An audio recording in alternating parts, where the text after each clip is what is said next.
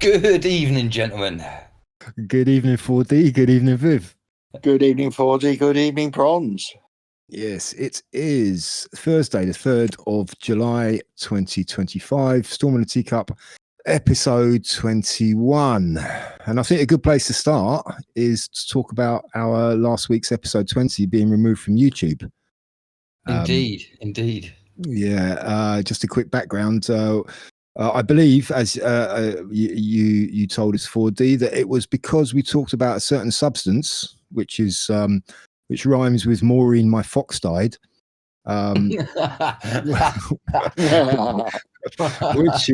which is actually readily available as a water purifier, and apparently has beneficial health implications for human beings, but we're not allowed to talk about it, and that's why they removed it, apparently. And you actually got contacted by the YouTube Thought Police, didn't you? And they offered to check your thinking. They did. Yes, check my thinking. I love that. Yeah, interesting. So, I mean, as we say, we're a small bunch, and certainly on YouTube. As I made the joke on Truth Social, we're a very small. We've got about 20 to 30 views a week. So it's probably one of the most insignificant channels on YouTube. And it was after 13 views, so only 13 people had actually viewed it at the point. And they took it down, and they sent me this sort of the strike and the warning, but it's very interesting. So they gave me a screenshot of the actual time, and they told me the timestamp of the what did they call it, of the occurrence, and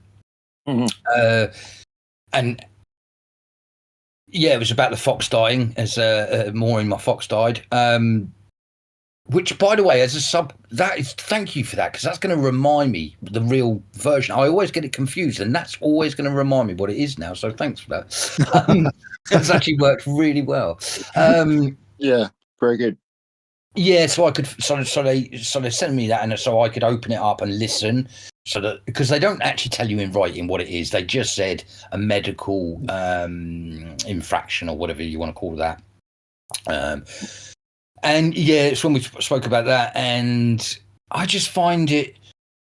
I mean, personally, I don't give a rat's backside. It gives it's a badge of honor to me. I think that's great. You don't like what I spoke about, probably means that what I spoke about was probably worth listening. And we're on Rumble if anyone wants to listen to us over there. I don't play the rules of all these games, but the frightening thing is that every single one of us is getting watched and listened to, and even with only 13 people watching us, some AI bot somewhere flagged us up enough to say, hang on, look, these people are doing whatever they're doing. It's crazy, isn't it? Yeah, probably the algorithm has certain words that it just automatically scans, and that which we spoke about was one of those words or one of those things, and it just flagged us up, regardless of how many people listen to it. Or and it's such a shame because after the 13 people, we just know that it would have shot up to 1 million after that pretty soon. But as you say, it's we're also on Rumble, and it is still up on Rumble. Thank you, Rumble. So yeah, ha YouTube. Indeed. And the thing is, the Moraine, my fox died is available in camping shops and all over the place. So what the hell? It must have been because we talked about it as an alleged health benefit to us mere mortals. So that's and I mean, when I say I won't play their games, I won't, but further on for that, I am going to add to the beginning that we're not medical people, because even staying away from playing their games, just in case perhaps someone that's not very bright thought I was a medical genius. Again, I don't know why anyone would have thought any of us was some kind of medical genius. We've never claimed to do that, but because I can understand it on a very, very simple level, I will put a disclaimer at the beginning that we're not medical or science or historians or geography. You know what I mean? Yeah. That'd be a long list of all the things we're not. Yeah. Yeah, that's right. Yeah. Yeah. So anyway, that was quite interesting. Yeah, like you said, for the badge of honor, we've kind of moved up a level. I think we've leveled up now in terms of our podcasting situation. So yeah. Whatever. And I didn't sort of say also, yeah, so they gave me the opportunity, Viv, of either sitting a course which involved them asking me questions about my views on the world. What? And I guess they would, yeah, and I guess they were going to evaluate what kind of a threat I was from my answers. So, of course, I refused that one. That was ridiculous. Well, I do know this is just a general policy that they have. You know, they obviously would term it as medical misinformation. That would be their catchphrase. But quite a few YouTube videos who talk about things like climate and such things like that, they always have a disclaimer underneath saying how basically pushing the the narrative that it's all man-made and we're to blame and it's all about fossil fuels, etc., for that particular thing. So it's just a general thing they do. You know, it's just that they're obviously being policed themselves by powers above them, and they're just following the rules. Yeah, absolutely. And my only other option, which is the reason I took the other option, was to ask for it to be reviewed, because I thought to myself, right, 50% this is just an AI bot that's just flagged up because of some words, and because that's the only other option. You have that or the other. Okay, I'll take the other. There's a possibility that some human will have to review that and say, okay, yes or no to it. But my argument was that I'd already said at the beginning that this was for entertainment purposes. So therefore, I deem anything I say a bit of fun. I don't know what they're going to make of that, and they're listening to me now, but that is the truth of it. I mean, as when we spoke about this 4D just between the two of us, there is also, I mean, if we do want to get an episode 20 up on YouTube, you could just remove that or just edit some of the bits out and put it back up and see what they do. Otherwise there will be a gap on our YouTube channel anyway, or your YouTube channel, between different 19 to 21. So, but that's up to you, you know. All the best edgy people say, if you want to see our real content, go over to Rumble. So I think we'll stick that. You can't see it on this channel because they're too up their own arses. And if you want to see our real stuff, go over to Rumble because I don't care. Yeah, fair enough. Yeah.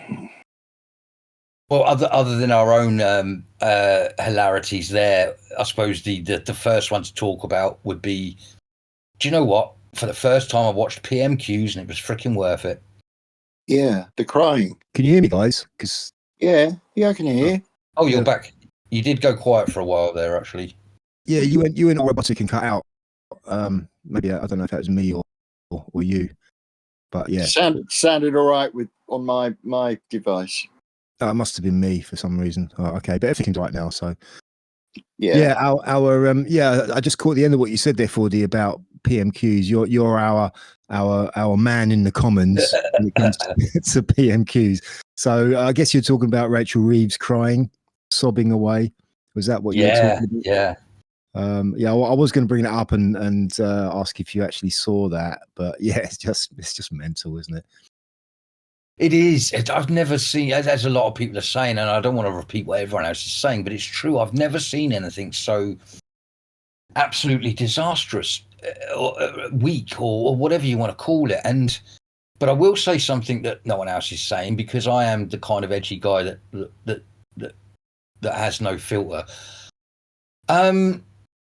And I will precurse it with, I mean no disrespect to anyone ever, and I always mean this. It's just an observation that there's a lot of women in Parliament now, and I love women. I love all women, but it's getting so.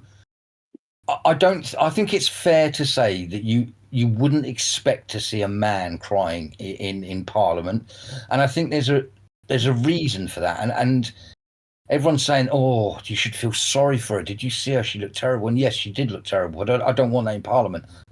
So now I'm going back to this real sexist idea that is it because we're getting too much feely in our bloody law system, which doesn't need to be when we're talking about reality. Well, it's I mean, it's the way things have gone over the last few years. Everything's now being based on emotions, and everyone's reacting to emotions. And yeah, I mean, I think I mean, it's the media are mostly and political commentators. A lot of political commentators have come out and basically said, "Oh, you got to feel sorry for her." But then there's a few alternative commentators who have said, "No, screw that completely." That they didn't treat Liz Truss the same way. They completely annihilated her. And she didn't cry either, but they didn't treat her with any respect because she's a woman. So yeah, I don't know. I mean, I don't know. I mean, I don't think you can put it down to a male female thing. It's just this whole, like you say, it's kind of touchy feely. Everything's emotions are just becoming too important now, and these are like the highest positions in the country. These are front bench MPs, and they should. I mean, if she was having, I don't know. Nobody's really clear on why she cried. Okay, there's people talking about she's having a massive argument with Angela Rayner, or she's just under stress because she's doing such a terrible job as the Chancellor, or whatever, or that maybe she was just having. I mean, she came out and said she's having personal problems or whatever.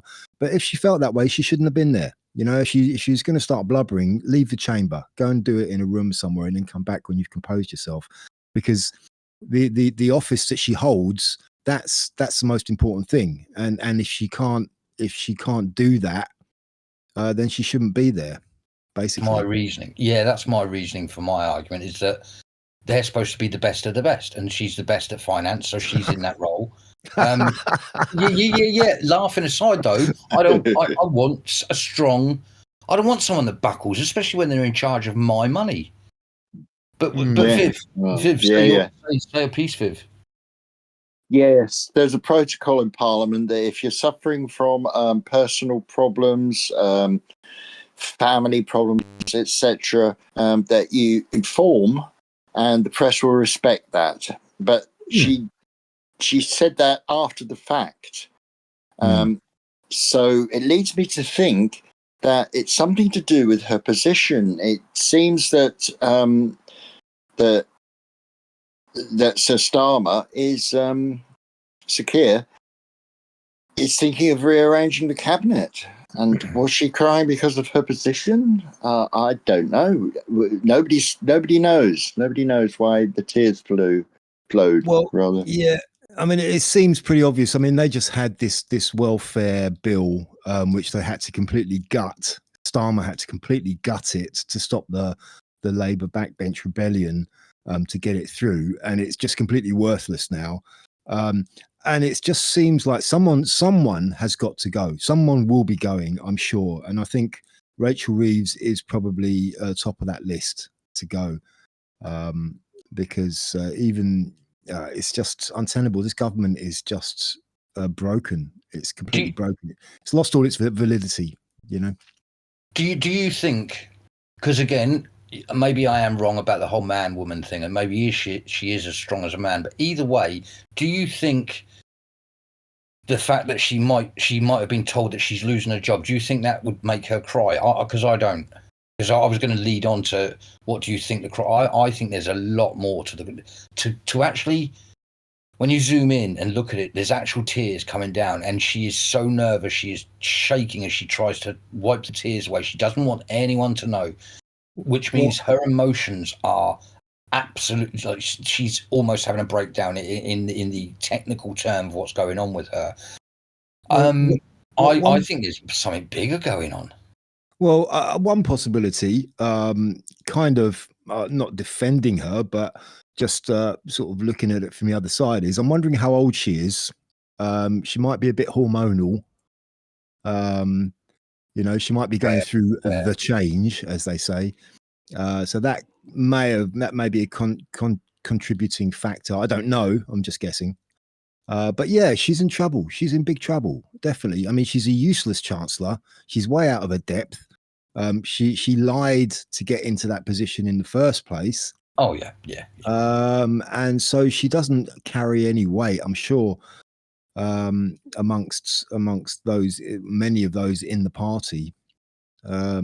So and we know how much of a sociopath Starmer is. If it threatens him, if it threatens his position, he won't think twice about giving her the axe. Oh yeah. Just to save his own skin. Exactly. We're often told, though, we are told, and I think there's some truth in it, that women are strong. I am woman, hear me roar, the early feminist slogan goes. And so I don't know really. To excuse her by saying, she's a woman, as if this is what women do, but female parliamentarians don't normally behave like that. Can you imagine Temi Badenoch doing it? I'm not saying she's great or anything, but I mean, I always think it's like Thatcher, but sorry. Well, there's lots of them. Barbara Castle, there's loads. Can't imagine any of them crying, you know. Although Thatcher did cry when she was defenestrated in 79, wasn't it? No, that's when she was voted in. Sorry, 81 sorry, you're quite right. Yeah. But that's when everyone turned on her. But you look at her, I was going to bring up Thatcher as a contrast and compare. And she was just like a bull in a china shop when it came to that place. She wouldn't take any shit from anyone. And yeah, she did break down at the end, but that's when everything was crumbling around her and she knew it. She knew her time had come. And she showed that she does actually have some emotions at the end of the day. Well, and also whenever certainly whatever comes out of my mouth is I try to talk about the average person. So like, of course there are exceptions to the rule, but also going back to it, I think Viv's exactly right.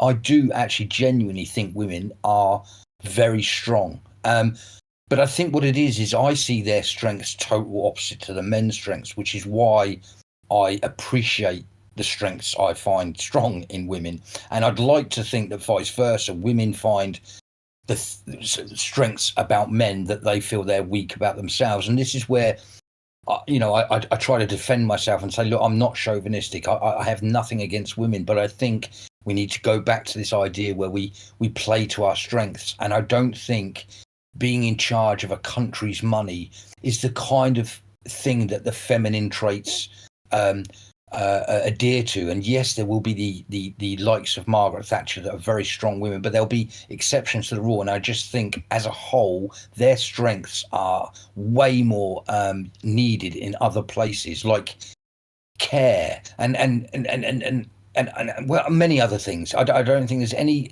less strength. I don't think their strengths are any less than what I think men's strengths are. Yeah, I mean, I'm not even sure that crying is the real issue here, because it's much more. Crying comes as a reaction. It comes a lot easier to women than it does to men. So if that had been a man, equally as weak and equally as useless as a chancellor, he may not have cried, but he probably would have expressed that in some other form.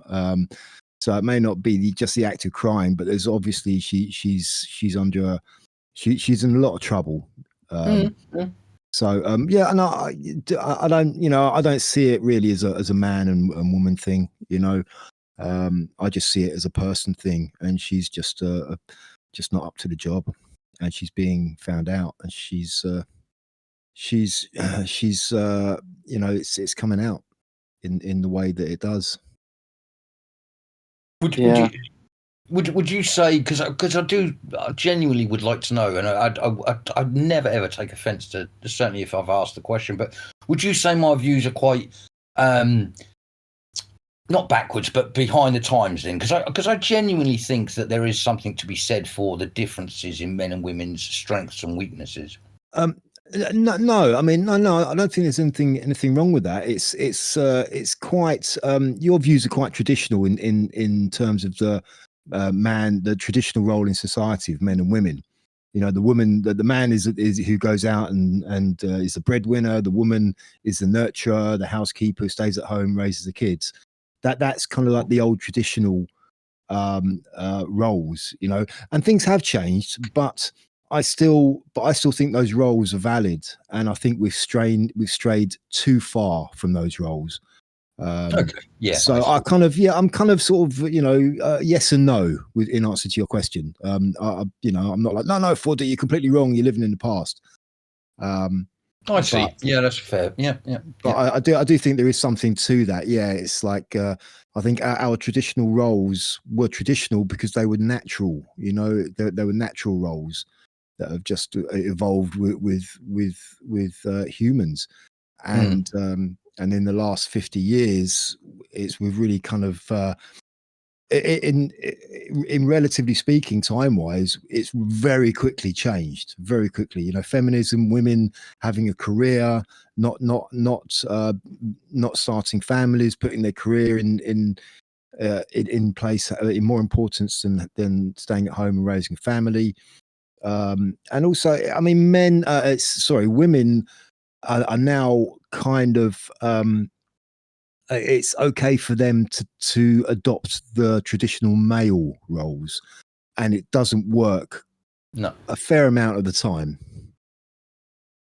Yeah, and again, as you say, it's not to say that they can't or shouldn't either. No. Yeah, exactly. Yeah, I'm not saying I'm they quite a shouldn't modern do that. traditionalist, I suppose. I believe that it either could do.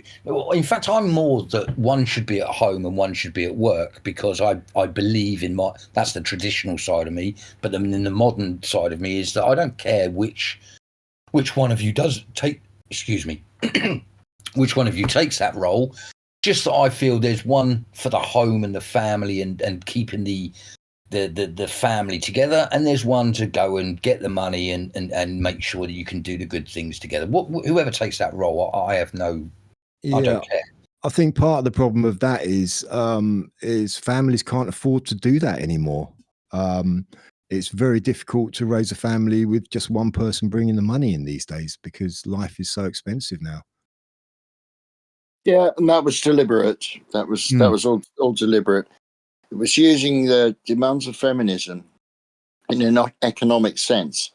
It used to be up to, it's probably into the 80s that one of the two would have to go out to work, generally the male, and the other would stay at home with the children, at least until they went to school, to an extent.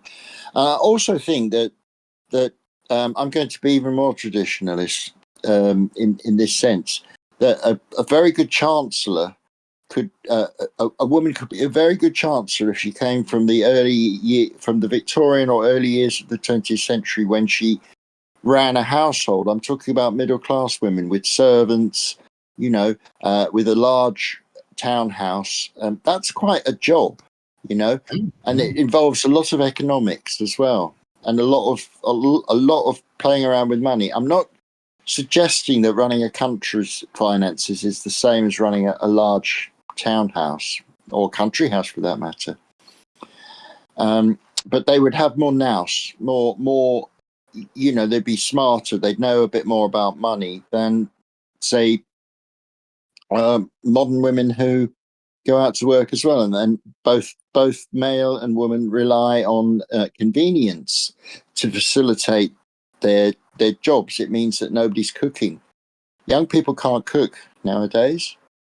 None of them can, it seems. No, I've seen that. Yeah.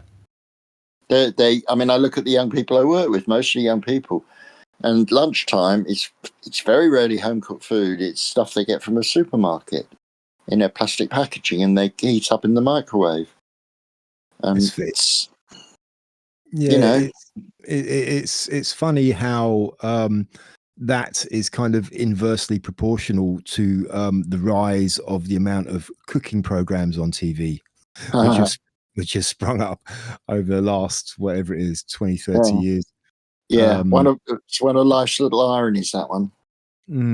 Yeah, but I think we don't. I think we forget to give the importance to testosterone and estrogen. I think that it's not to say, because again, you can be a very you can be a man and you can be a very masculine man, but have a lot of estrogen, which would make your brain very female-like, and vice versa the other way. And so I was trying to sort of, it's not really a male or man-woman thing. It's actually just listening to clearly the chemical of testosterone makes you more logical. It makes you more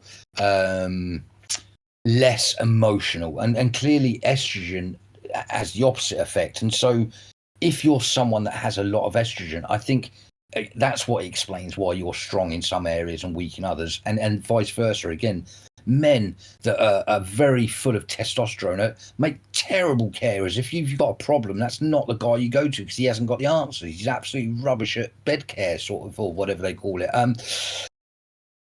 So I know I'm still trying to fight my case here as if I'm trying to fight it. I'm not. I'm just sort of saying that there's a lot to be said for those two chemicals. Well, I think the prevalence of estrogen has risen a lot in our everyday lives. There's a lot more of it now contaminating the water supply, and also with the rise of all of this kind of non-meat, non-dairy, vegan, vegetarian diets. There's a lot of soy going out there now, and that contains a lot of estrogen as well, and a lot of people are consuming that. So that may have something to do with it. Sort of men are just the estrogen levels in men is probably rising more than it used to as well. That may be a factor. I was just going to say that might actually be a fact. I think there's been some studies done, and I think that is actually semi a fact now. Don't quote me on that, but oh, it's a fact that the water supply does have a number of contaminants in it, from birth control pills, especially, but other things. Yeah. So what's the verdict? What was Reeves crying about? She realised she'd been found out at being shite at her job. It took her long enough to realise that. Everyone's been talking about it for months. Yeah. Or she's losing her job, or she's realised that the Labour Party isn't the party of working people anymore. Could be a lot of things, really. Maybe she's had a sudden revelation. So what was it? Was it personal or was it professional? The reasons for her tears? Professional, I would say, because if it was personal, if it was something in the family, something in her personal life, she would have informed. She would have made a declaration in private and said, let's not go into this, please. Interestingly enough, she went out there this afternoon. I think it's with BBC. It might be ITV, but that's really irrelevant. To say to the world, and she's looking very good. Her makeup has been done. She's got a big smile on her face. It couldn't be more fake if you wanted it to be. So have a look for that. But she's saying it's for personal reasons. It's not true that she had a fight with anyone at the Commons. It's a personal, which means that's why she doesn't want to talk about it, of course. So no one will ever know. I personally think anyone at her level, because I agree with some crazy writings of someone called Q, I think that someone at her level has got some real dark skeletons. I think she's crying because she knows some of her skeletons are just about to come out. Yeah, I mean that press conference she did today, I saw that as well, and every word of it was just complete bullshit. It was just like, yeah, I don't believe a word of what you're saying. This is just spin. This is just, so yeah. And the biggest fakest smile, wasn't it? Yeah, I agree with Viv. Yeah, I think it's definitely something going on with regards to her position, her professional position. So yeah. Yeah. certainly we're getting laughed at across the world, as always, as it has been the last couple of years. The world is laughing at us, and it's not funny anymore. It's so sad to see what's been done to us. Yeah, but it's kind of maybe necessary. Yep. I'm beginning to laugh now because I'm starting to see it as something. Maybe this is not such a bad thing. Maybe we do need to go to such depths before we can really start to turn it around. So shine that light everywhere. Yeah. I think though, and I've said this many times before, that if the Labour Party are going to self-implode, or if that's not a oxymoron, but implode anyway, self-implode, yeah. Then the two major parties are done, and would conform UK. Will conform UK get in? Conform, yeah. Is that a new party you're starting up with? Conform, yeah, UK? yeah. Sorry, I mean, sorry, I mean reform. I knew you would be. I've worked out your sarcasm. I'd work that one out. Yeah, actually, yeah, Conform UK. That might be a better name for them. Yeah, very good. Yeah, but So what I'm thinking in the back of my mind is very conspiratorial. Is that we'll have something like the one of these globalist bodies saying, "Well, you know what? All your parties are rubbish, aren't they? But we've got a really good team of technocrats here at the UN. Let's just put it over to the UN. Let your country be an experiment, which will work, of being run by global experts." I definitely think that was the point. Yep. European technocrats, which is what the EU is all about, isn't it? Yeah. Which Starmer's trying very hard to cozy up, get us back in with them as well. So absolutely, but that does. So you need to have a really, really crap governments, a succession of them, before an outside force can step in and say, "Whoa! You know, this is terrible. They're running the country into the ground, but we'll make it better." Oh yeah. Well, a couple of very interesting developments on this week. Ben Habib launched his new party, Advance UK, and at the same time, Rupert Lowe started. He announced the formation of what he calls a movement. It's not a political party; it's a movement called Restore, which is like, oh, for fuck's sakes, how many re's do we need? We got Reform, we got Reclaim, and now we got Restore. It's like, anyway. But I actually think that's really that's something really to keep an eye on, because it's a movement and not a political party. It can attract people from any political party to be a part of it.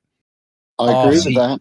Yeah, I was literally just about to say that she was crying, and the only big news was this major. sorry for my voice. This major pincer move that was done by them two. I think both of them are very worth watching. Yeah, I mean, the usual complaints are like from Reform supporters or even people generally on the right are like, well, Ben Habib, Advance, you're just going to split the vote. But the way Reform have sort of tacked into the mainstream recently, I think it could be very interesting. I think it could be very, very interesting, because I think there's an awful lot of people who pinned their hopes on Reform who have now been very disillusioned with the way things have gone, and there may be a major shift. I don't know how good Habib will be as a leader of a political party, how much clout it'll end up getting, but I think a lot of people are going to flock to it. And a lot of people from Reform, a lot of disillusioned Reform voters will move to Advance. So depending on how it develops, how it goes, it remains to be seen. But there's still time, it's still 4 years. They've got 3 or 4 years left. So it's going to be very interesting.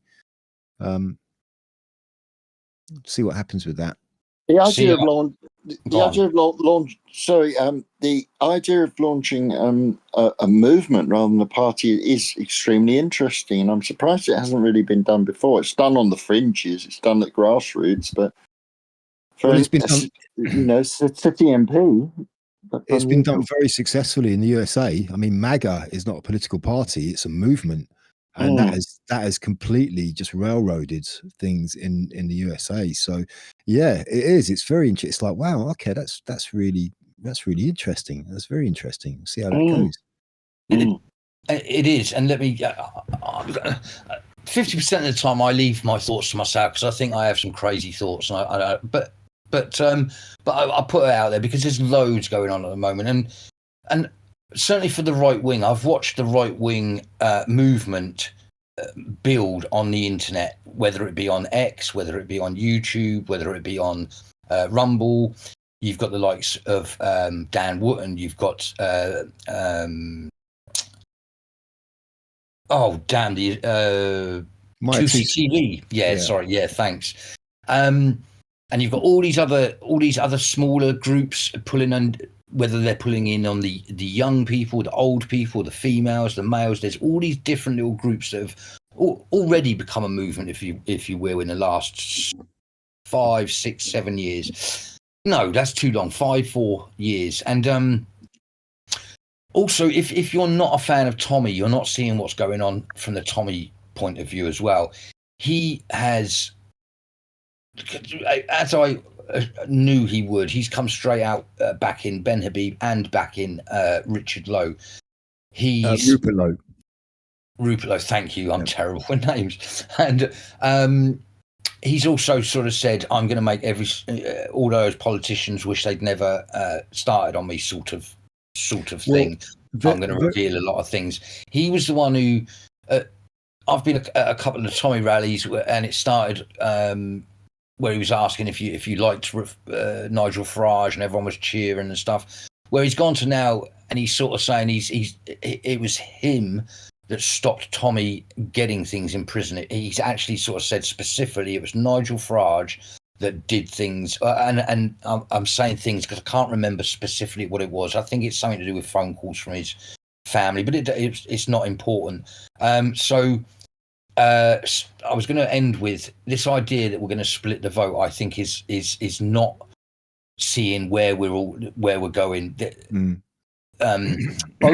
Both Habib and Lowe have both turned around and said neither of them wanted to be leaders, and they've both commended each other and said the only reason he didn't join me is because he didn't want to lead it and I wanted him to lead, and then the other one said the only reason he didn't come with me is because I wanted him to lead and he didn't want to lead. So they're both playing each other as someone that doesn't want to lead. So they're both telling us that someone else we haven't met yet or we don't know about yet is coming in to take that role. I think this movement and this political party, yes, like the MAGA thing, and Tommy keeps on saying we're MAGA, we're mega, this is going to be the biggest thing that's ever happened. And I can't wait for the 13th of September. By the way, I'm ranting now because I'm trying to get to the end so that you two can talk. But I think there's so much more going on that this next 3 years is going to be amazing. Well, very interestingly, I think Ben Habib definitely, and I think Rupert Lowe also did. They both welcomed Tommy. They both. I think Ben Habib actually said, "Tommy, I've no problem with Tommy. He's welcome," which is massive. And I think Rupert Lowe was asked. I saw him being interviewed. He was asked why he, if he would join, why he didn't join Advance, and he said they had some. Kind of fundamental. He said they're aligned on a lot of things. Definitely, they're not enemies. They're both friends. They both respect each other, like each other. But there was one or two fundamental differences, and that's kind of right. as far as he went with that. But also talking of movements, Unite the Kingdom, which is the movement that Tommy Robinson is getting going. That's a massive movement, and it's growing. Talking about movements, and that could bring a lot of the power of that, guided by Tommy, could make a huge difference to whoever he decides to align with. And but I think I'm not putting my point out strong. See, yeah, that's exactly what's going to happen. Tommy Robinson is going to join. And because the thing is, no one accepts Tommy Robinson, so no one accepts Tommy Robinson's followers. The problem with that no one's worked out. I'm a Tommy Robinson fan, and the difference is we don't care. We're all going to follow that man because we all believe in him like some kind of mythical Sherwood Forest. It's true though. It's true because look, again, I came out of the army in 2006. I had my eye open to the bad things that are getting done to children, and it broke me. It absolutely broke me. And I've been on this. I was watching those the P hunters and the other, and that man has gone to prison to try and get the word out. I could not have more, and I know that a lot of deep working class Tommy fans are just like me. If the world won't accept Tommy Robinson, we'll go to Poshman, and I don't mean this in disrespect either, but we'll come along to meet Ben Habib. We've got no issue with who it is who leads us, as long as they align themselves, which both of them have done with Tommy Robinson. So you're right. The movement and that's what I was trying to say. The movement on the right has already been built up. Now there won't be any splitting of the vote. There will be a few, but most of them will slowly. And when the others see the wave that's come across to Ben Habib and Rupert Lowe, they'll all just follow, because I believe it is a true return to the right, and we need a bit of that to get us back online. Yeah, I think as large as the growing movement is behind Tommy, I think there's still an awful lot of people who are waiting for social permission to come out and say yeah, this guy's good, this guy's doing the right thing. I think there's a lot of silent supporters of Tommy Robinson who just don't feel that they can come out and say that they think he's doing good. And that is gradually changing. He's chipping away, and it's growing, and it's only gonna grow. I mean, I'm really interested to see just how big the event that he's going to hold on September 13th is going to be, compared, because for you and I have both been to the last three over the last couple of years. So we've kind of got an idea of how big they have been, and just to see. I mean, Tommy's sort of come out and said this one's going to be massive, it's going to be bigger. It's like I'm really kind of quite keen to see what the turnout's like, and if it really does feel like it's growing and grown. And let's be honest, the last one overwhelmed us all. It was, it beat our expectation. It is quite overwhelming when you see a couple of 100,000 people all following you on a joint venture. It's crazy. Yeah. I'm just more and more kind of retreating. Basically, I don't suppose I'll ever vote again. So disillusioned with it. So I've taken a different tack, really. I'm trying to remove myself from the system. It's being very slow. It's very, very slow. Yeah, it's very difficult to do. It's a very difficult thing to do, because it's everywhere. The system is, it's all around you. You can't really. Yeah, I mean, I suppose inwardly is the best route to go to try and get out of it to begin with, at least. Yeah, just free myself, really. No, I totally get that, Viv. That's cool. Yeah. And I don't think there's, I think there's a lot of people like you now, and I don't blame them at all, because that's as bad as it's got. Who wants to follow anyone when it's all just shit? We shouldn't really follow anyone but ourselves. But Well, yeah, I know. I mean, it makes me sound egotistic. I'm not. No, it doesn't. No, it doesn't. I hope not. Yeah.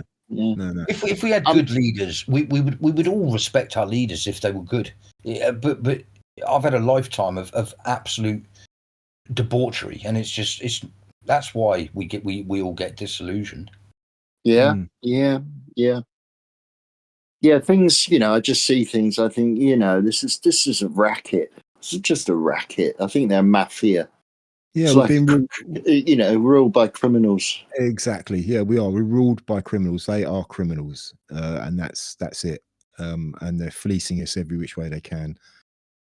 But yeah, I'm kind of, I've got one foot in that camp, or maybe a few toes in that camp, Viv. Yeah. Trying to Well, extricate myself. That is like a viable option to me. It's just it's kind of it's such a massive undertaking, though. You know, you really have to dedicate. You know, you have to commit to it fully, I think, to really start making progress on that. yeah. And that is very difficult to do when you've got to go out and work and you've got to pay the bills and you've got to do this and you've got to do that. You've got you know, you have to exist in the system. You have to particparticipate in it. Yeah. Unless So- you're What are bills? I've heard about them. I don't know. There's worthless bits of paper they put through Parliament to try and tell us how we should live. Oh, those things. I thought you meant the things that come through my door and I don't open. Oh, Viv. It's true as well. It's a bit stupid, but there you go. No, I see myself to be one of the first 30,000 to join up, and I was, and I hear it's already up at 100,000. So that's already over 3 times what he asked for in a day. Yeah, I mean, I think it's very hard for people like us in our position to ignore someone if you know what he's about and you pay attention to what he's saying and what he's been doing. I'm talking about Tommy now. It's very difficult not to feel you need to support this guy. I have so much.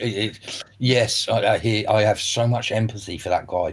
Funnily, I was going to mention this earlier that I always, whenever I see someone cry, I always feel bad. And for the first time, because I was watching it live and I watched it, I felt no sadness, and I don't care how that cut. It's true. I felt no, and I think it's just when you really dislike someone, you don't actually feel empathy for them, and vice versa. With Tommy, I always feel emotional about that guy because I think, fuck, anyone that's gone through what he's gone through to do what he's wanted to do, that's a saint in my eyes.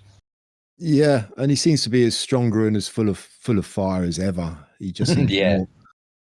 So yeah, but I mean, with regards to what you said about not voting again, Viv.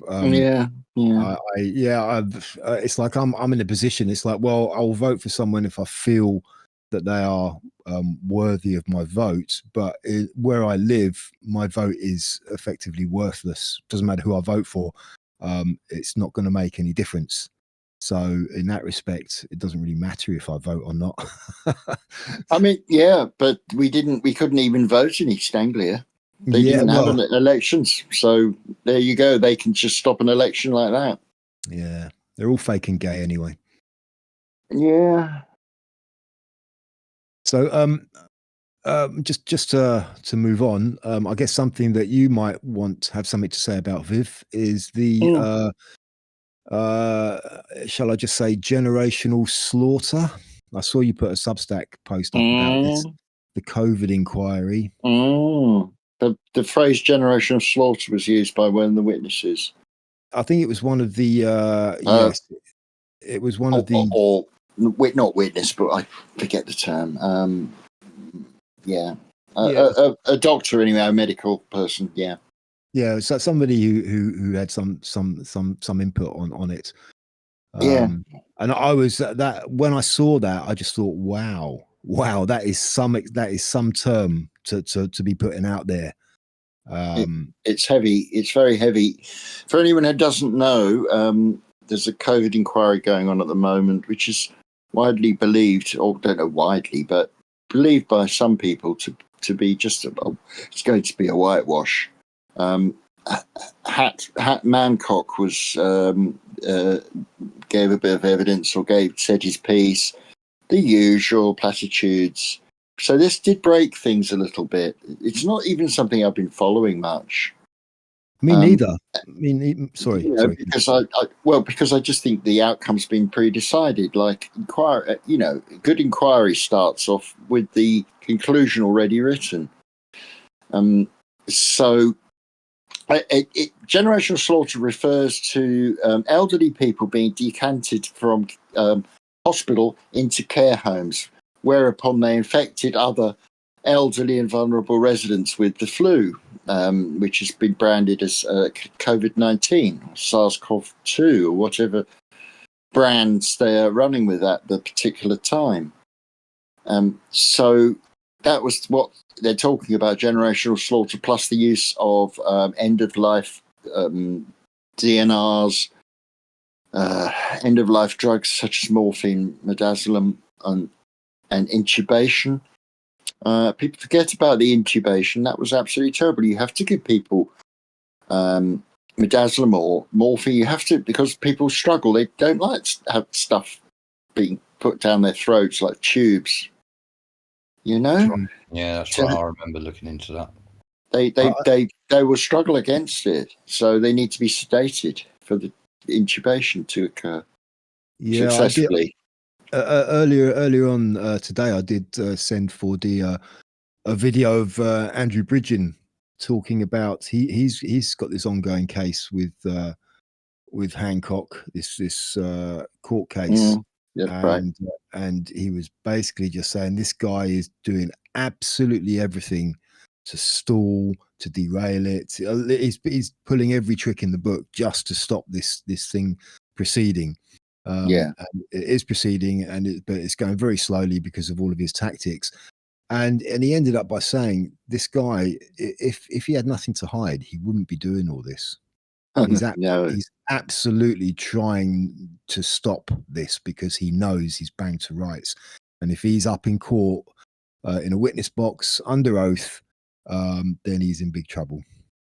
I used a still of the infamous moment when Matt Hancock is laughing, but smothers it and pretends to be crying. And they're talking about deaths, and he's laughing. And he tries to play off that he's crying. It's disgusting, to say the least. Yeah, it really is. Yeah, I do think the truth will get, well, maybe not all of it, but it's going to come out. It's going to come out, however long it takes. I think there's too many people with information and influence now starting to get behind this and to realise. I mean, Andrew Bridgen is another one. When he first started coming out and talking about stuff a couple of years ago, I was a bit like, I'm not sure, but I've kind of kept an eye on him and what he's been saying and putting out there. And I actually think this guy's pretty genuine now. He's really he's quite a serious guy about what he's doing. Well, I hope so. I do hope so. But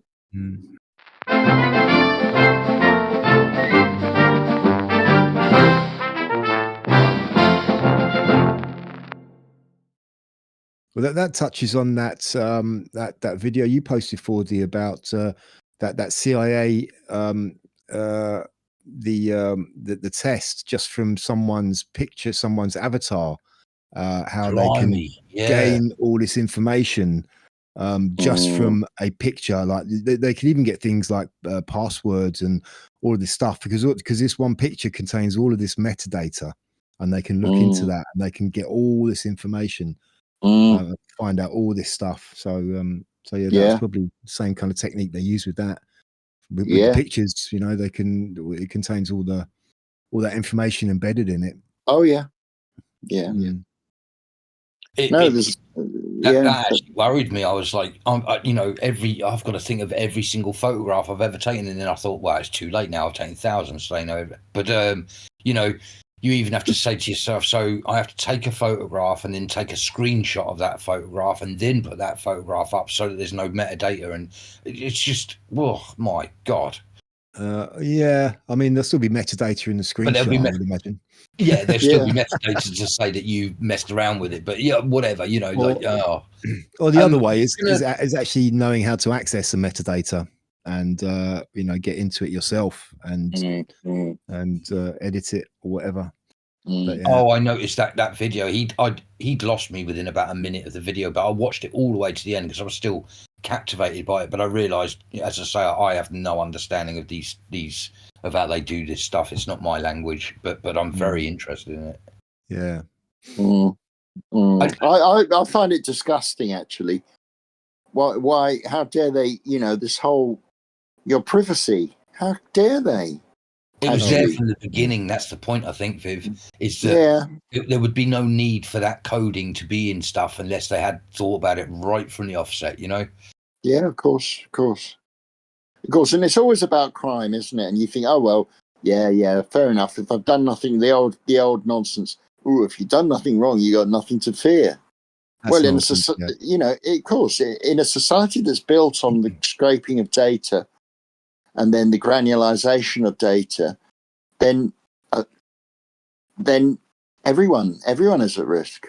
Everyone. It goes back to the fact that the three of us spoke about a product, and within a week, which is not a long time at all, within a week they found us, closed us down. But you're telling me they can't find the out there, or the murderers, or the house burglars? You know, it's the opposite way around, people. It's not that they're trying to catch the criminals; they are the fucking criminals. They're trying to catch us. I've always said I've done so much dodgy stuff. Most human beings have done something dodgy in their life. I'm not scared. They can catch me out. I'm no saint. I've made many mistakes in my life. It doesn't prove anything about me, but that is all they're doing. They've collected your storyline since you were born, or certainly since computers were in our lives. They've got your information about you, and if they want you out of the equation, they'll just get you out of the equation. Of course they will. I mean, it's on a probably the most superficial level of all of that. Even if you do actually have nothing to hide and you've done nothing wrong, they're still collecting all this data and they're making money from it, and it's got nothing to do with you. That's just done completely without your knowledge or your consent or anything, and that should be sacrosanct. You know, they should not be allowed to do that on any level. No. Unless it is that they have, very good reason to believe there's some criminal activity involved that you're involved in. But apart from that's a maybe. But still, just generally, it's like, this is just so not right. You know, give me some of that money. You're making money off of my data. That's my money. It's not your money. I remember somebody summed up the whole thing about Facebook quite well. How that was started up as, I think, like a CIA operation, and before Facebook, they would spend inordinate amounts of money and time and effort trying to get as much personal information about people as possible. And then they just started up Facebook, and it's like, hey, look, we're getting them to do it for us. We don't have to pay. It doesn't cost us anything anymore. People are just willingly giving it to us now. It's brilliant. What was the CIA's version of that called? Was it Clear Water or Blue Water? Oh no, it was LifeLog, I think, was the original. Oh, I think that was it. Yeah, right. Okay. Yeah. So it's just insane. Crazy world living. I've just seen that the one big beautiful bill has been passed. Has it gone through? Is it right? It's gone through, all ready to land on the president's desk tomorrow for signing on the 4th of July. Coincidence? I don't know. But interesting. Yeah. And there's been a lot of consternation about that. A lot of that's really kind of split a lot of opinion. I don't really know enough about it to know whether it's a good thing or a bad thing, but it's what it is. So thanks for pointing out. I'd forgotten tomorrow was their Independence Day. Yeah, I think we should just give a shout out to all of our American friends who listen to us, to have a wonderful day tomorrow. Just name check a few people, if I may. Polly, James, Deb, Cape Lady, Billy, and I think Herman listens to us once on the occasion as well. So all of you lot have a great day tomorrow. Yep, I second that. Be very thankful for the 4th of July, because listen to how bad it is back here. Yeah, you must be really glad you kicked us out. Anyway. Actually, all joking aside, can you imagine if, I mean, I know I'm a bit of a downer on this one. I do truly believe that most of it kind of stems from this country. Can you imagine if we still had control of that country and how dangerous the world would be now. My God. Oh, it'd be finished. It'd be all over. Yeah. It'd be all over. So thank you to you Americans that are listening to us. We do. We're glad you got rid of us on the 4th of July, but we're still better than you.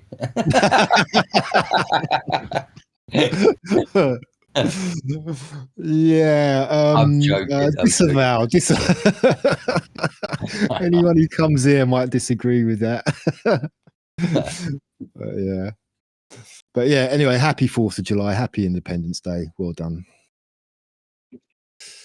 In other big news from America, I just see. I don't know what to make of it at the moment, but basically, P Diddy got away with the worst of the things that were against him.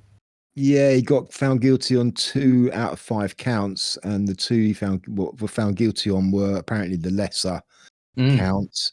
But this may be a deep thing. There might be a lot of stuff going on underneath this. This may just be the beginning. Who knows? So yeah, I think there's still a lot more to come out about that. A lot more to play out. Because I think am I right in saying it's probably while we're on, but it's American tonight that they find out what the sentencing is for those 2 guilties. Oh right. I don't know. I'm not sure. I know he was denied bail, so until the sentencing, he did have to go back to jail. He tried to get out of that one. What I found quite astounding was that he had supporters outside the court. Isn't that a bit weird? Isn't that just a little bit weird? No, it's not weird. No. Yeah, people on death row that have got supporters, mate. Yeah, I know, but it just seems a weird thing to be spending your time doing, supporting someone like P Diddy. It's weird. It's very strange, but I don't know how. There's a certain psychological reason. People get married to death row prisoners, as 4D just said, and they've never met. Yeah, that's maybe why they get married. Yeah. Well, no, because the only thing they know about them is that they've murdered someone. That's yeah, crazy, if you ask me. Well, So maybe it's an extension of that. That certain women believe, I can change him. I can change him. I can save him. I can make him a better person. Yeah, there is a certain. There is a certain type of people who are just attracted to damaged individuals, and they have that kind of savior complex, don't they? Yeah. Oh yeah. I can help this person. This person needs help, and I'm the person to do it. So I don't know. Yeah. Yeah, I mean, you got people who wouldn't believe, who think, Gary Glitter, he's all right. He is. I'm supporting Gary. People used to work outside the court for that, and it's a small percentage of people, but they exist. And then go on, Vordy. I was going to change the subject. So if you were going to carry on, no, I was going to change the subject as well. So I'll beat you to it. I'll beat you to it just in case. But I really, really want to talk about the thing you sent me, actually, Bronze. That again from America, was it CBN News or MB? Oh, was it NBC? Yeah. The more I think about that, I think this can't be for real. It's got to be really. Fake. Oh, okay. Well, I don't know if you're sure. Yeah. Go ahead. Yeah. Yeah, I'll mention it anyway, because we always say, I mean, I don't know if these things are real or not, even if it was on their news channel, who knows? But it certainly looked real, as if it was really from that news channel to me. And it was a news report basically saying that the aliens are real. The president's aware of it, and that this has all come from the Israeli former space security chief. That's it. Yeah, that's it. And they're called the Galactic Federation, which is strange because I've heard that for the last 10 years or 15, 20 years mentioned. So, and the only reason we don't know about it is because we're not ready for it, which was my first alarm bell, because I was like, what? So they don't think humans are ready, but they've spoke to Trump about it. That never makes sense to me either. But okay, fair enough. I'll go along with that. And that they're waiting for us to be ready to find out what space is really. And it was, like I say, it looked like it was really on their news channel, and it looked like they were really saying it. It was a lot more in depth than that. I've just rushed through it, but because I'm into the whole alien theory, I perked up on that one. Well, one thing which kind of made me sort of think twice about it was because it starts off with this woman reporting it, and she's not in a news studio. She's in a room with shelves behind her, and she has the NBC News logo off to one side, so it looks like she's doing it from home. But then she cuts to a reporter talking about it, and the reporter that's what kind of got my attention was a guy called Bill. Bill, oh God, what's the guy's name? Bill, an English guy, Bill Neely. Bill Nye, yeah. Yeah, who used to work for, I think, the BBC or IT. He used to work on mainstream BBC. The actor. Sorry, have I got no, not the actor. No, Bill Neely. No. Bill Neely. Oh, okay. And he used to work for like mainstream news in the UK. And he was the one kind of like giving all the details about it. And I just thought that's really odd. That is really odd. This guy's an ex-mainstream sort of news guy, and he's talking about the Galactic Federation, talking to Trump, and it was just like bizarre. That's why I sent it to you, 4D. So this is really bizarre, and because it mentioned the Galactic Federation, I thought, oh, 4D might be interested in this, so I sent it to you. Yeah. So yeah, it was weird. It was really weird. But yeah, it's a little bit. I think I don't think it was an official news report, like I said, because she's got like shelves behind her with pictures on them, so she's doing it from a room in her house by the looks of it. So it may have been a mock-up, but they got Bill Neely. So if it was AI, if it wasn't Bill Neely, it was an AI mock-up of him. But yeah, I was just about to say, even if it's people you know and trust, you can't even believe that anymore, because it could be just an AI generated version of that person. Yeah, I mean the whole alien thing, I've kind of gone off of it a little bit. The excitement's gone out of it for me now. It's kind of like I'm not saying I don't think aliens don't exist, but all of the stories that kind of got us excited and interested over the years are now kind of starting to fade a little bit. I think, yeah, they may be around, but I think maybe an awful lot of the stuff that's put out there is either secret military or government stuff, or it's just kind of fake shit, just stuff to push a certain narrative to get us all engaged, get us all thinking in a certain way. So yeah. And the galactic sorry, no, it's an aside really. What is it with people who do these filmed interviews, and they're always in front of bookshelves, aren't they? They love it. Yeah, it shows that they're intelligent because they've got a bookshelf behind them. Yeah, that's right. Quite often they might have be pushing their own latest book release, which they've got about 4 copies on the shelf behind them. Just in case you didn't notice one, they've put 4 there. So. Yeah. But yeah, people obviously when you get these podcasters, interviews, whatever, and they're doing it from their home, you can bet your bottom dollar that they have thought long and hard about what is in the background. That's not just coincidence. That is completely orchestrated. Yeah, I've got to have this in the background. Mustn't have that. Got to look this way. So yeah. I always make it. It's just been a thing of mine ever since the whole Q stuff. But I zoom in and I want to know what books they've wanted me to see.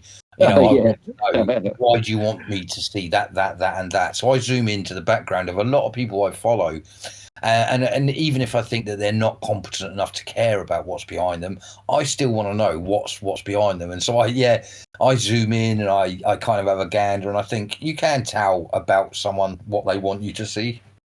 Well, yeah, there was that famous interview with Bill Gates where he's sitting at his desk and he's got a pile of books on the desk, all with the spines pointing towards the camera so you can see what the books are. And one of them in the middle, there's about 5-6 books all piled up on top of each other, and one of them in the middle is called "How to Cheat with Statistics." Yeah, it's called How to Lie with Statistics. How to Lie, yeah. And it's like I've got that somewhere. Yeah, that was put there deliberately. He knew that was there. He put it there deliberately. He wanted people to see that. Of course, he did. Yeah. But so was that just mocking us? Was he just trying to mock us? Yeah, of course. Bastard. Psychologically, you know, he's the boy who was bullied at school who wants to get his own back. Absolutely. Why didn't he just go and join the police like every other bully? Everyone else who was bullied at school. Yeah. Yeah. I was going to say he didn't mean us to see the picture that was drawn of him in the blue dress. That was Clinton, wasn't it? Oh, damn, wrong person. Yeah. I always get my perverts mixed up. Sorry. Yeah. So yeah. Anybody else got anything they want to talk about? Anything that we've missed in the last week or so? Viv, anything on your mind? What books are you reading? How's your book list coming on? I just ordered another one today. Yeah. Have you finished any of the 5 that you already reading? I'm close to the end. Yeah. Close to the end. Any conclusions? I still don't quite understand I've got a clearer picture of the immigration business, and it is a business. Mm-hmm. But yeah, I mean, I've read what I thought were some of the best books on it, and yeah, sure, but I still don't have quite a clear picture.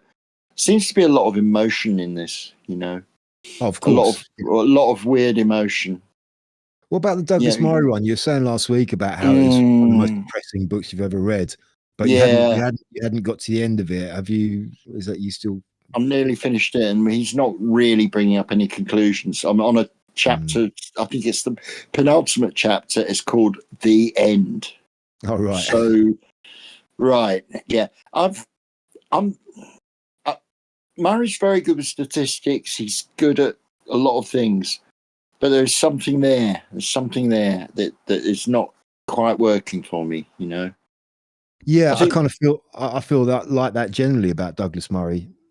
To be honest with you. But yeah, sorry, carry on. I interrupted you. No, you didn't interrupt you. Yeah. So the one question which springs to mind: if the penultimate chapter is called "The End," then what is the last chapter called? The end, but this time it's the end, but this time I really mean it. Hang on, carry on as you were, cats.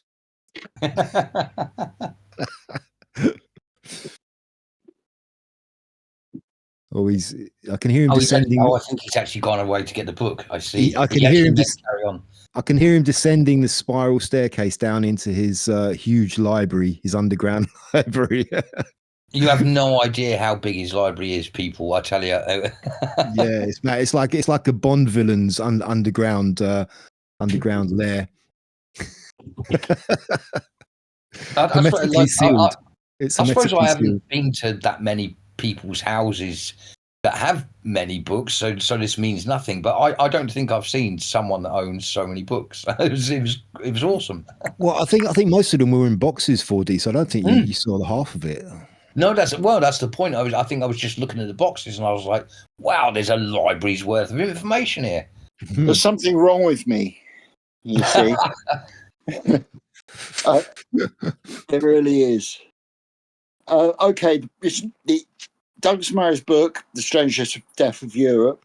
The end chapter is it's chapter 17. It isn't the penultimate. It's whatever the pre-penultimate chapter is. The penultimate. Well, it's called. The end is followed by chapter 18, what might have been, and 19, ominously, what will be.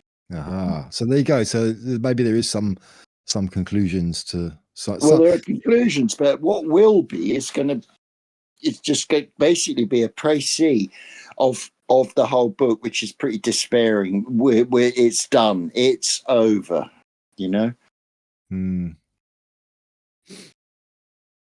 I don't know. So, he wrote a book and he needs to sell it, doesn't he? And he needs to sell his next one as well. So there is always that aspect to it. It sold a lot of copies. It's proudly says on the front cover, the Sunday Times #1 bestseller. So if the conclusion is there's nothing to be done, It's all over. Mm. It's the conclusion, I rather think, given the title of the last couple of chapters. I think that's a bit sensationalist, personally. There's never nothing to be done. There's always something that can be done. Always. Yeah. That's very And it depends nihilistic, what it's isn't the it? end of.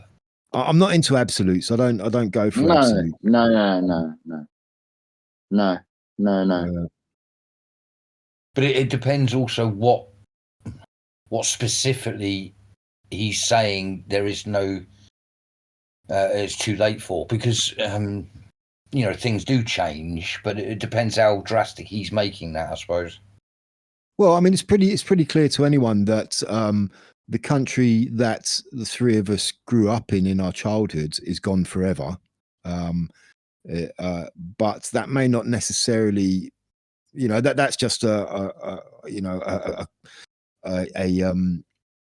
rational thing, because that's always the case, isn't it? Times change, societies change. But will it? But can it return to a better time, a better place? I think. Do you want me to read out the last pretty much the last couple of sentences? Yeah, go on. Yeah. Spoiler alert. Spoiler alert. Perhaps. Right. Within the lifespans of many of us, it's fair to say that such a country, like most other countries in Western Europe, will become unrecognizable even to fairly recent inhabitants. Perhaps it will all be fine. Perhaps the people who remembered what Sweden was, what France was, what Britain was, and what the rest of Europe was, will just die out. Perhaps then all the problems, not least the problem of identifying the problem, will cease. Perhaps. Or perhaps a whole new world of problems is being born. Bloody hell, you can't get more like sitting on the fence than that, can you? Oh, Perhaps it'll be good, perhaps it won't. But perhaps it might not perhaps be perhaps. Who knows? Perhaps. I think I'm as dark as him. I do genuinely think it's at that point that we. Well, hopefully I don't think it's at the point where there's nothing we can do to get it back, but I do think it's as dark as that. Walking past today, walking to work in the morning, I walked along a back street, the usual route, and it was covered with red paint. And I thought, what's going on? I had a closer look, and people are already out there cleaning. And it was, unbeknownst to me, it's a migrant hostel. And someone had attacked it last night because it wasn't there yesterday evening when I walked past. I didn't know it was a migrant hostel, and they've chucked loads of red paint all over it, and they've scrawled on the walls, hotel number 2, brothel number 3, or something like that. Yeah.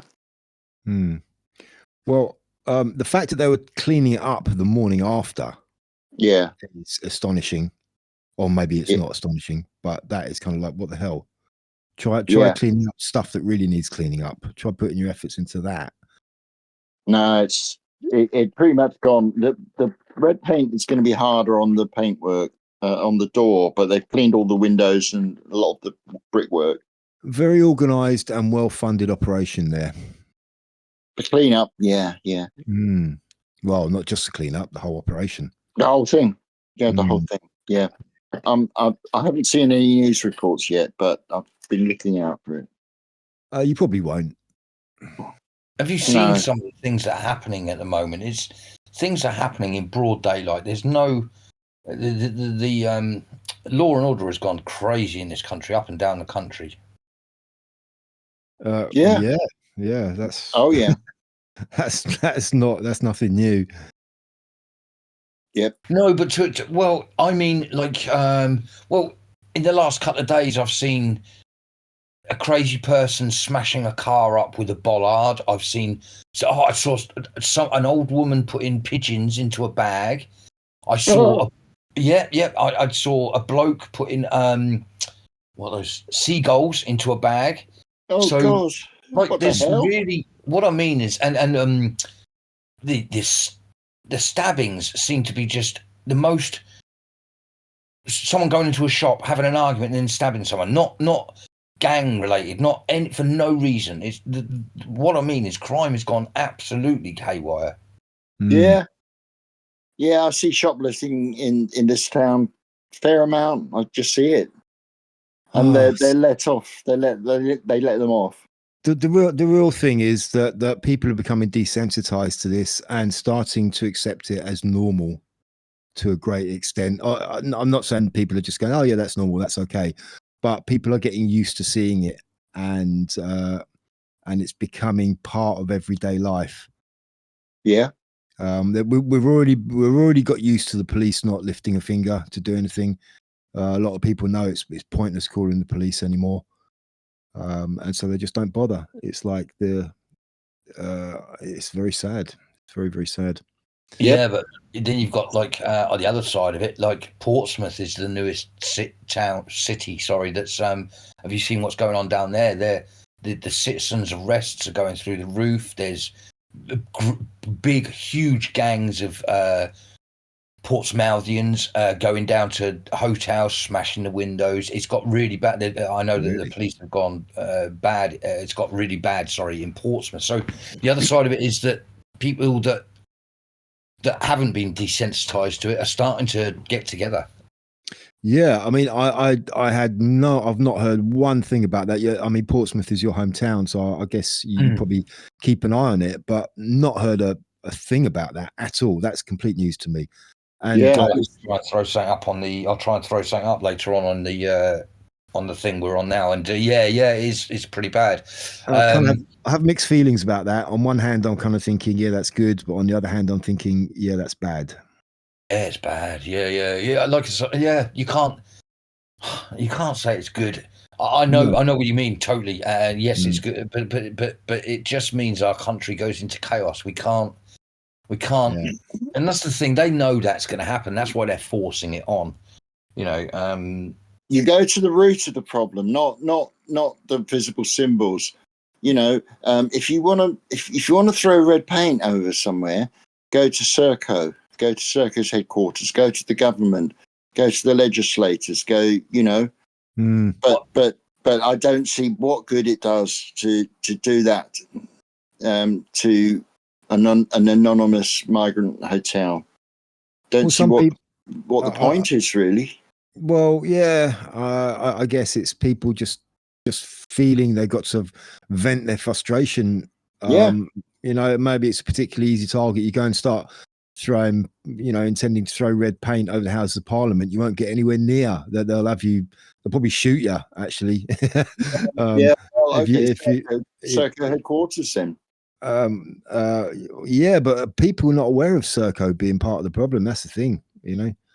People are just so focused on the migrants. It's like migrants, and it's like they don't kind of look much deeper than all the organisation and the companies and which are enabling it and making it, you know. Well, Serco are people. There's no doubt. Serco are people smugglers. Yes, well, the government are people smugglers. Yeah, they are. Yeah, because they're hiring Serco. And I suppose by extension, taxpayers are as well, because it's our money that they're using to do it. Yeah. You know, I've said it before, I'll say it again. I think that's why we need Tommy Robinson, because he represents those people that are on the edge, that want to beat the hell out of someone, but he keeps on reminding us that that's not the way we win this. And you know, obviously I'm fully behind him, but that's the way to think about it. Just listen to what Tommy Robinson. He's had some real shit done to him, and he still stands there and says, "No, let's do it this way. We'll do it through the courts without punches." Yeah, I mean, I think he's learned from personal experience. You know, in his youthful days, he maybe was involved in some of those type of tactics, and he's learned the hard way that actually no, that's not the way to do it. So I heard that prosecution for him. I think headbutting someone was the person he was headbutting was a neo-Nazi. Yeah, this is it. I mean, that's probably true. Because but this is a thing. This is, you know, the thing that you never get told about You know, all you hear about is Tommy Robinson headbutted someone, but you never hear about who it was he headbutted him or why he headbutted him. He actually did it for the right reason. But there you go. Well, we're getting close to the time. We are. We are. And in fact, we didn't even. Do you know what? I've even forgot who the next comedian Ronnie was. Barker. Ronnie Barker. That's it. We didn't even. Oh well, let's talk about Ronnie Barker. Yeah, let's do that then. Oh yeah, Ronnie Barker. Yes. Well, he's got a bit of a dubious family history as well. Oh dear. Hasn't he? Well, let's talk about some of his good stuff first. Yeah. Yeah, I mean, I think where did he first kind of really rise to prominence? Was it with the comedy show Two Ronnies with Ronnie Corbett? Was that where he first really? Yeah, that was national prominence, but he goes way back. Actually. Yes. I was reminded of that sketch with John Cleese and Ronnie Corbett about the British class system. Ronnie Corbett's the working class bloke. Ronnie Barker is the middle class and the much taller John Cleese, and they're going down in size. Yeah. John Cleese is the upper class. Oh yeah, so I'm upper class and I look down on him. That's it. I'm middle class and I look down on him. Yeah, then you get Ronnie Corbett. I'm working class, and then he delivered the punchline, which I can't remember what it was. Yeah, I can't remember, but yeah. So that was years ago. That was the Frost Report, I believe. Frost Report. Yeah, that's right. David Frost. Yeah. So when would that was what 60s, 1960s report? Yeah. But yeah, I first became aware of him on the Two Ronnies. And they did some great sketches on the Two Ronnies. Oh yeah, they did some really good ones. There is the classic Four Candles sketch. Yeah. Just for anyone who doesn't know, Ronnie Barker walks into a hardware shop and he asks for 4 candles, and Ronnie Corbett behind the counter gets 4 candles and puts them on the counter, and then Ronnie Barker goes, "No, 4 candles." He's like, "There you go, 4 candles." No, 4 candles. Handles for forks. And the thing is that there's a lot of those jokes which are still remembered today. When you said, for anyone who doesn't know, that's the thing. I don't think there'll be many people that don't know that joke. They were so that was such a big joker there, sort of thing. Everyone knows it. Yeah. There was a great sketch they did, which I don't know how they did it, but it was like they had this whole conversation between them using only individual letters of the alphabet. Like Ronnie Barker would go "hello," and Ronnie Corbett would reply "hello," and then Ronnie Barker would go "FUNEX." And it would just carry on like that. That's right. Yes. And see, they were very clever comedians. They were another bunch of. It was genius. Yeah, very clever. This sketch was like several minutes long, and I've got to look it up again because I don't know how they got through it. But I mean, one thing was Ronnie Barker used to write a lot of the sketches, but he used to send them in anonymously because because he really wasn't. He was really quiet. He didn't have a lot of confidence, and so he used to come up with these sketches and send them in under like a pseudonym. And the people on the show used to get them and think, "Oh, this is great. We'll use this." And he kept on sending them in, and then they didn't realize it was him. And after a while, he kind of owned up to the fact that it was him. But it was just really amazing. He did that. That's right. He called himself Wiley or Weiler. Oh, Gerald Wiley. Wiley. Gerald Wiley. That's right. Yeah, very good name, Gerald Wiley. And it sounds very much like the whole. It sounds like the whole Trump thing where he used to phone in and give dirt about himself to the news channel just to get himself in the news. It's actually a clever thing to do, you know. Well, the thing about those the two Ronnies, they're just really good at wordplay, as obviously, as you've said, a lot of that stuff was wordplay, you know. Yeah. Very clever. But exceptionally clever. I was looking up some of his jokes. One of them was, do you know the term spoonerism, when you mix up words? Yes. Oh, yes. I remember him doing a sketch with that. That was very good as well. They do a lot of that. So this one from Open All Hours, don't just crit there, citicising. There was that one sketch where he's like sort of presenting like a news presenter, and he's talking about a lot of people have trouble with their worms, and he's kind of changing the words slightly. Oh, that's right. Yeah. Bronze. Listen, I was literally just looking for it. Listen. Yeah. Tonight, And instead of saying, once again, as the chairman for the Loyal Society for the Prevention of Mispronunciation. Society formed to help people who can't say their worms correctly.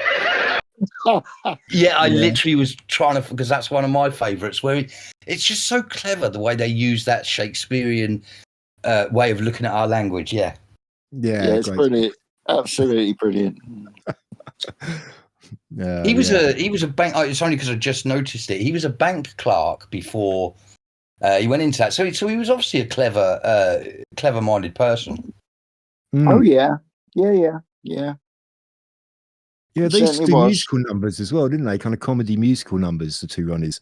And some of those are so good. Oh, yeah. No, very, very, very clever. Good choice. Good choice, that. I can't really... there was another one I was looking for. There's an Australian one where they're both pretending to be Australian surfers. And it's another word jungle one. And I just remember... as a small child, even then, when I didn't really understand the depths of the word jokes, I still would find them absolutely hilarious. I think also because their size difference that added to the comedy of Ronnie and Barker as well. Yeah. With a lot of these sketches. But last week you mentioned him as in the best Porridge, which was very different, but very, again, you can see that slow, clever-minded person that just reels off those jokes like that. They're just coming out of him like they mean nothing. Yeah, I mean, for me, a big part of the magic of Porridge was all of the supporting characters. All of the supporting characters were just brilliant, and Ronnie Barker as Fletcher just played off all of them really so well. But yeah, that wasn't actually written by him. That was written by Dick Clement and Ian Lafreniere. Yeah. There's a very good documentary about Porridge, about the making of it, and they were talking about, because Ronnie Barker had written a series of, I think it was 5 different scenarios, different pilots for comedies, and one of them was the pilot for Porridge, and they ended up, and at first it was kind of like a comedy in prison, and they just thought there's no way we can do that. There's no way we're going to get laughs out of that. And they decided, whoever it was, decided that was the one that they were going to go for. And so the 2 writers went and had to go and visit some prisons. And they just said it was so depressing. They just thought this is going to be impossible. But then they read a book by an ex-convict, and it was called How to Survive in Prison, or How to Survive the Nick. And they picked out one phrase that he said. It's like, it's all about the little victories. You can't do anything in prison, but it's just the little victories, just getting the little one over on the establishment, however small, and that's what keeps you going. And also Porridge ended up adding some new words to the English language, because they couldn't obviously use proper swear words, so they had to make up new swear words. So the word naff, they say naff off all the time. The word naff, they invented that word. It's obviously I didn't know that. Oh, how great! Yeah, that came from Porridge. Naff off, which obviously is a replacement for like fuck off, Yeah. And you nurk and all of this sort of stuff. So yeah, they invented all of these new sort of like swear words, which weren't actual swear words, but they were just replacement for them, and they became, you know, started being used in common In use. that word, in that connotation. Yeah. Yeah. How mad. Showing how many people sort of appreciated his comedy, that it rubbed off on them. Yeah. Well, we love messing around. We love messing around with words, don't we? We do. Or worms. We like messing around with worms. But listen to this. Listen to this. When he died, and he had a heart attack, heart failure. There was a eulogy in The Guardian of all places. It said that it says much about the decline of the British television industry that Ronnie Barker, one of its most creative comic talents, should have turned his back on it long before he died at the age of 76. Yeah, it's true. Because they basically, you know, they were modernising. They wanted the alternative comedians. They didn't like this. They didn't like the huge popularity of Ronnie Barker, the two Ronnies, Porridge. You know. Yeah, Open All Hours was another great one. Open All Hours. Yep. I mean, he basically played this like small, like a tiny little Yorkshire sort of shop, and he was this really miserly shopkeeper who stammered, and that was a big part of the comedy, is stammer. And you'd never get that these days. You'd never get that. No. Oh, I'd forgotten about that. That's one of my favourite all time. When I was as a child, I remember watching that. Love that. Yeah. Love it. With David Jason as Granville. Of course. And, yeah. Blimey, you forget. I was just remembering him as playing Patrick Moore, The Stars at Night. He did that so well. Oh, yeah, that's right. Oh, Patrick Moore, man. You'd be mistaken for thinking he was Patrick Moore in that, because he other than the over exaggeration of it, he was brilliant as it. Yeah. Yeah, it was brilliant.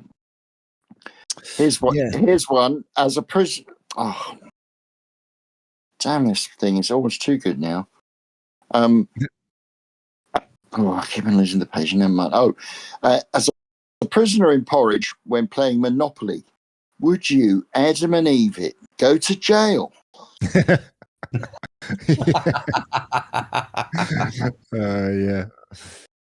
There was what was it? Oh yeah, there was also one, because I think there was 3 series of Porridge they did, and one of them was actually called Storm in a Teacup, where I think it was somebody had nicked some pills from the doctor, and he was being frisked up on the balcony, up on the landing, and he kind of, as he's being frisked, he dropped him on the floor and kicked him off the side of the landing. And Fletcher is sitting underneath at a table with a cup of tea, and they drop right into his cup of tea. and then all you know, the story ensues from there.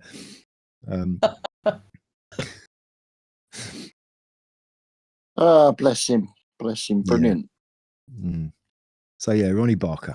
There you go. Yeah, I'm glad I've had a bit of a reminder of all the things he did. It's another one that it happened last time where I've been inspired. This weekend I'm gonna have to watch some of that Granville. I'm gonna have to be nostalgic and watch it and see if it's still as good today as it was when I remember it. Yeah. I did enjoy that, but Porridge is still my all-time favourite. Porridge was just sublime. It was great. Yeah. And even maybe an episode of that was always great. Yeah. Yeah, I was a bit older, so that must have come out. That must have come out quite a bit after Open All Hours, because I was a lot older. I understood Fletcher a lot more. It's before Open All Hours. That was 74, I think, was the first, when Porridge first came out. Open All Hours. You're kidding me? So I must have just watched it the other way around. Right. Yeah, I mean, it got repeated quite a few times. Yeah. You know. But yeah, I mean, I would recommend checking out on our Best Buddy YouTube. There's a like I said, documentary. Like, I think it's called British Comedy Classics Porridge, and it's talking about the making of it. Talks to the writers, talks to some of the actors in it about how everything went on. Yeah. So yeah, I'll have to watch Storm in a Teacup just to be ironic. yeah, yeah, good stuff. I loved the news report, taking the piss out of news reports as well at the end and the beginning. Yeah. Like this one. This one they ended on. We had hoped to have been bringing you Arthur, the human chameleon, but this afternoon he crawled across a tartan rug and died of exhaustion.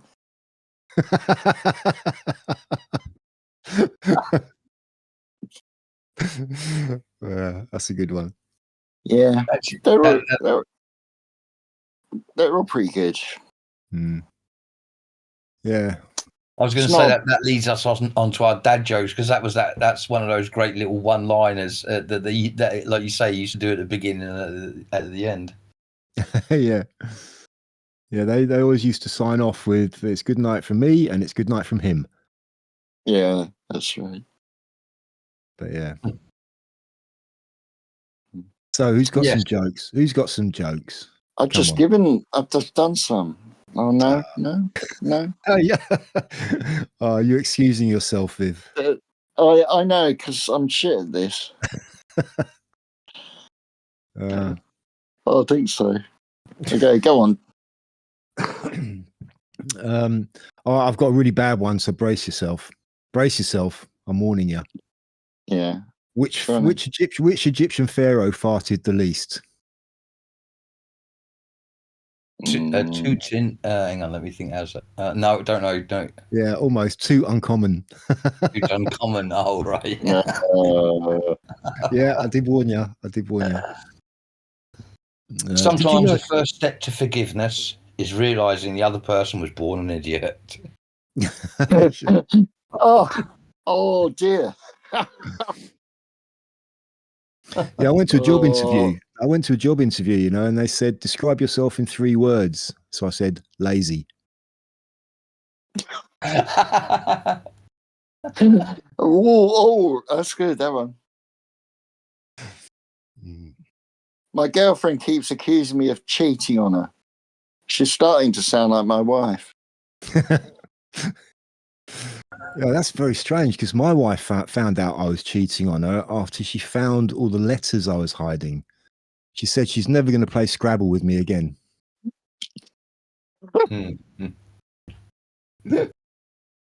Funny, my wife never found out, because when God was giving out brains, she thought he said trains and asked for a little slow one. Oh, I must admit, I have an inferiority complex, but it's not a very good one. Do you know my grandfather destroyed 50 German tanks in World War II? To this day, he is remembered as the worst mechanic the German army has ever had. Yeah. I would say another joke, but I'm not going to say that. So it's a German joke. It's a German joke. I won't say. Another one about falling out of the tower. Yeah. Oh, yeah. That's yeah. What did the police officer say to his belly button? Oh, come on, Viv. No, not that one. Yeah, not that one. I'm ashamed to give you you're the punchline. You're under a vest. You're under a vest. Yeah. I ordered an egg and a chicken from Amazon. I'll let you know which one comes first. Oh, yes. I remember that one. I see today a man was... Stop laughing, right. I see today a man was found guilty of overusing commas. The judge warned him he should expect a really long sentence. Hey. I messed that up because I was laughing, but... No. That's a good one. I like that. Yeah, that's excellent. My wife hates spiders. I mean, she found one in the house, so she asked me to take it out. So I did. We went out, had a few drinks. Turns out he's a web designer. Sorry. No. I'll get my coat. I'll get my coat. That's awful. But good. This is a Ronnie Barker joke. Oh, go My on then. friend was showing me his tool shed and pointed to a ladder. That's my step ladder, he said. I never knew my real ladder. Yeah. Yeah. Oh, this is one of my favourites, actually. And no one's going to laugh, but what do you call a Frenchman wearing sandals? Don't know. Philippe Fallope. No, that is good. Yeah. Oh man. Oh. So 4D, are your loins not pining for the not pining for the toilet? They are, Yeah. and I was going to say it just now, but I was enjoying the outdoing of jokes, so I was letting it go. I almost said pining for the fjords then, but I don't think that would have worked. No, yeah, absolutely. On that note, I think I'm going to say good night, and hopefully people will hear this episode if it goes up and they don't ban it. And but always remember, you can always go over to Rumble if you can't see it on YouTube. Yeah. Yep. I'll post right. it up. I'll post it up when it's ready. Okay, guys. Well, have a good week. Enjoy the Yeah. weather while Thanks for the it comedy. lasts. Yep. Unless we've been boiled to death by this terrible, mad heat wave. Oh, it's terrible. It's so terrible. It must be terrible because all the weather maps are showing a deep red. So it's got to be really bad. Yeah. The country's on fire. Yeah. I tell you. All right, people. All the very best. Yeah, take it easy, guys. Thanks for listening, everyone. I'll see you next time. Cheers.